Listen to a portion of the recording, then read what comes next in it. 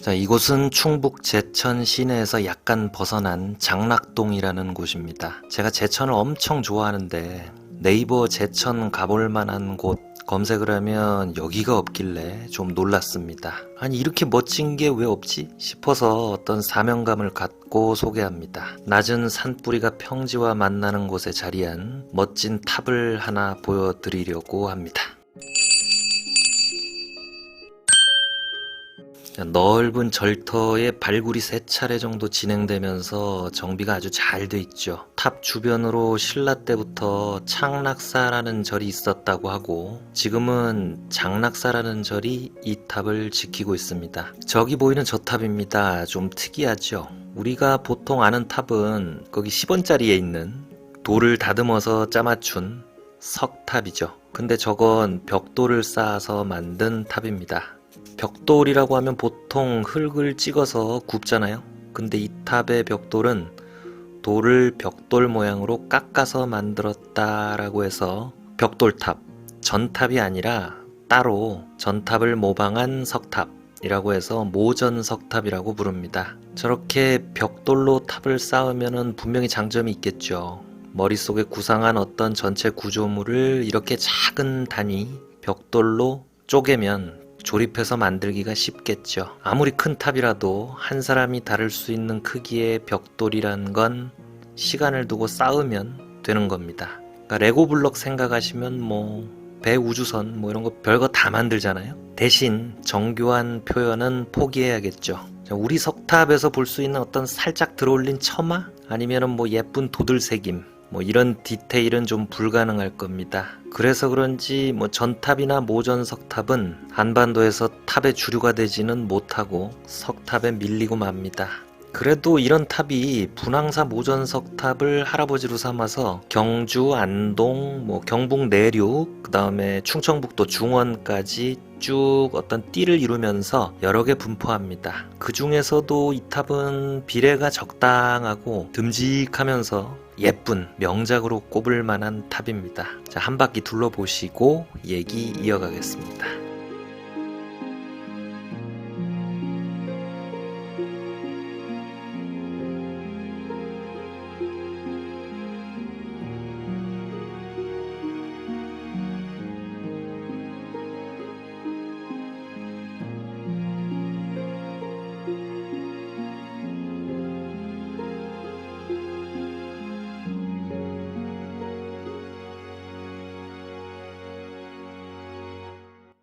자, 미술품은 어디에 놓이느냐, 즉 자리매김이 아주 중요한 요소 중에 하나입니다. 특히 건축물은 더하죠. 우리가 집 보러 다닐 때 역세권 따지고 학교 따지는 것도 넓은 의미에서 기능적 측면의 자리매김을 보는 것이고, 풍수에서 배산 임순이 자좌오양이니 하는 것도 이 자리매김의 문제를 반영하고 있죠. 이 탑은 구세기 탑입니다.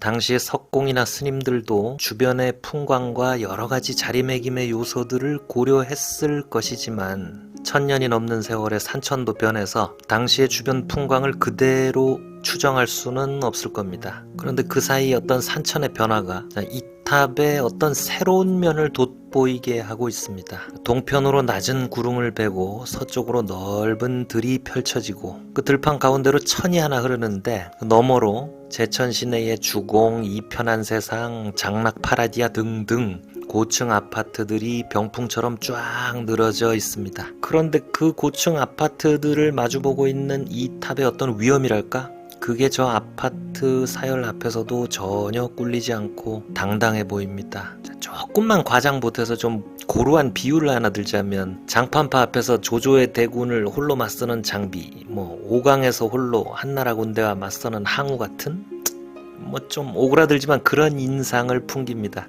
간혹 보면은 시내 한복판에 어디 공원 구석이나 길가에 도시에 포위돼서 좀 측은한 마음이 드는 그런 문화유산들이 있어요. 거기 비해서 장락사 극락전 계단에서 건너다 보는 장락동 모전석탑은 아직도 이렇게 당당합니다. 장락사 탑의 위용이 이래서일까요? 이 탑의 주지스님이 기백이 있는 분입니다. 여기 극락전에 들어오시면은 시주를 받는 불전함이 없습니다. 부처님 앞에서 그런 거 안 받겠다는 거죠.